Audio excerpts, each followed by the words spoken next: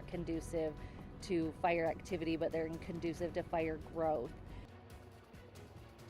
From the Salt Lake Valley to southern Utah, first responders are on edge tonight as fire danger grows across the entire state. Joining us for 2 News at 6 o'clock tonight, I am live just above the campus of the University of Utah. Behind me, a burn scar that was left behind by the Bonneville flames. Over the weekend, many people inside the university hospital and the university system here worried about those flames that were so close by. If you lived on the opposite side of the valley, you could see those flames as well. Luckily today, crews have gotten a better handle on it. Those flames have died down, and we're told that families that live close will finally be able to sleep a little. Let's go over a little of this information that crews are working on. The fires burned nearly 500 acres so far, but good news, they are working their way up with containment at 5%. Authorities say someone did start this fire. This afternoon at 3 o'clock, they said that federal investigators are working to figure out exactly how this fire started. First responders say people who live in this area, though, definitely will be able to get a better night's sleep tonight. People who are not sleeping well right now, the people evacuated from their homes. We're talking about the Iron Fire. This one burning in Juab County, crossing over into Utah County, parts of Tooele County. There's a meeting going on tonight for those families who are affected, who are out of their homes, wondering if everything they left behind is okay. David Ochoa is live for us in Santa Cruz tonight, where those families are gathering and hoping to get some answers for the first time in just a few days. David. Yeah, we're here at Apple Valley Elementary in Santa Quin, which is just a few miles away from where most of the emergency setup in Goshen is. So a lot of the residents from Eureka will be here tonight at 6:30 just to hear from fire officials, to get a little bit more information, get their questions answered, and just to see maybe when they can go back home. We just talked to a man here who showed up who said he's been living in a trailer for the last 3 days, and he's just hoping to learn when they might be able to get back home here. So again, this is going to happen in about a half an hour here. More people are showing up every minute just to get more information.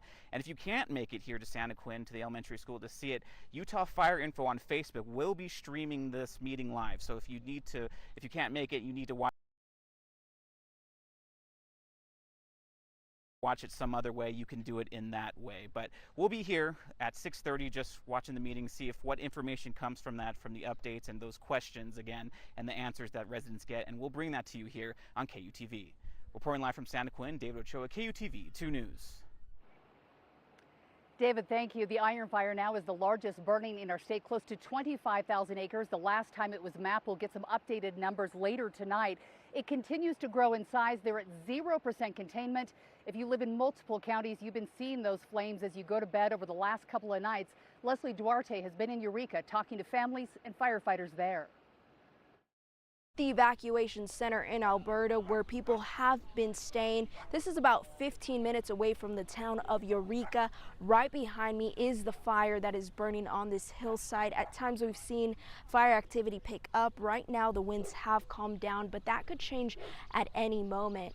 Fire officials tell me about 600 people have been evacuated, some of which we have met here in the evacuation center. This is video of the moment people in Eureka were evacuated as smoke filled the sky. Daniel Rosenbaum was amongst those leaving. He describes what he saw. By the time we made it out, the sky was black and red. There was ash falling the size of my fingernails down on us. I couldn't see more than 15 feet in front of my car, and it looked like a horror movie. Now this other video taken from inside the town of Eureka Sunday night. It shows what the fire department has been saying. The town survived and homes have not been damaged. Rosenbaum thanks the fire crews for protecting the town. There is a community meeting tonight at the Apple Valley Elementary School in Santa Quin. For those that cannot join in person, you can also watch it online. That meeting starts at 6:30. Reporting from Alberta, Leslie Duarte, KUTV 2 News. Leslie, thank you. We're back in Salt Lake City right now, just above the University of Utah campus, where I think a lot of people would call it a horror show over the weekend as well, whether you were in the hospitals looking out through your windows where you could see the flames on the hillside behind us, or the families who live on the streets nearby. The good news, though, fire crews have been working very hard. There's been an easing of the flames, containment expected to increase. And tonight, homeowners are getting some good news and some reassurance from firefighters. Ariel Harrison is live near this burn scar in the foothills. Ariel. Yes, after intense fire activity above the city, crews say the Bonneville fire is finally showing signs of slowing down. What's it like turning around and seeing that burn scar? This is wild. Photographer Daz Bailey lives in Salt Lake and is following Bonneville fire updates closely. I know they just lifted the evacuation readiness or whatever in the one area. That's great. I would like to know if it's clear out there now. We boxed this thing in, is what we're saying. As of Monday afternoon, the U.S. Forest Service estimates the fire at 566 acres burned and roughly 5% containment. They also lifted the readiness evacuation for Arlington Heights. They made great success with the crews calling in those drops, with the retardant drops, the air support, and then crews out on the ground are what made the difference in this fire yesterday. Teams say the weather helped firefighters set a perimeter, gaining an upper hand. The first day we saw extreme fire activity. The second day we saw moderate fire activity, and today we're seeing minimal fire activity. That isn't to say that there isn't still heat on the mountain. For many who frequent the foothills, seeing just how close the flames came has been eye-opening. This isn't the first time we've seen a fire like this in the foothills. How concerning is this to see again? Oh, this is a top priority for me. I was really worried for the hospital mostly. Got pretty crazy. Yeah, it's just been wild to see how close it got to everything.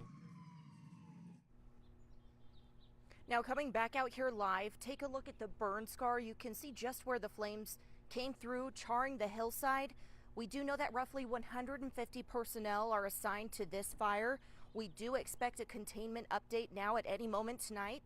Teams do stress tonight that although they've lifted the readiness evacuation order, that there is still a fire burning, and preparedness in this situation is key. Reporting live from the foothills, Ariel Harrison, KUTV 2 News.